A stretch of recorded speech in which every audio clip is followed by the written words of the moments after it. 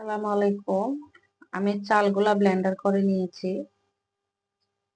আর আতপ চালটা ব্লেন্ডার করে চিতল পিঠা বানাবো, যার কারণে আমি ব্লেন্ড করে নিয়েছি। আর এদিকে আমি মাটির কড়াইয়ে বসাই দিয়েছি।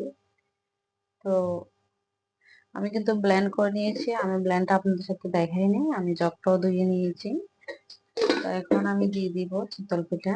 আমি বেশি বড় দিব না, ছোট ছোট করে দিব যেন মচমচে হয়।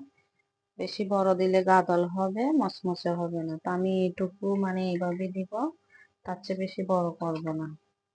ঢাকনা দিয়ে রেখে দিয়েছি। মাশাআল্লাহ, আমার পিঠা দেখুন কতগুলা জালি জালি হয়েছে। তো আমার পিঠাটা পারফেক্টলি ভাবে হয়েছে। জালি হলেই কিন্তু পিঠার স্বাদ বেশি। পিঠা তুলে নিয়েছি, দেখুন মাশাআল্লাহ পিঠার জালি জালি কত সুন্দর হয়েছে, ধোঁয়া উঠতেছে। তো আমি নেক্সট পিঠা দিয়ে দিব, দুই নাম্বার পিঠাটাও দিয়ে দিব। দেখুন কিরকম হয়। আমি ঢাকনা দিয়ে আবার ঢেকে দিব।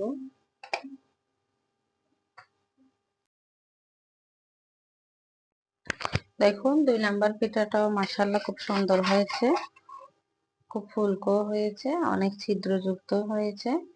তো আমি এই পিঠাটাও তুলে নিলাম। এখন আমি 3 নাম্বার পিঠাটাও দিয়ে দিব।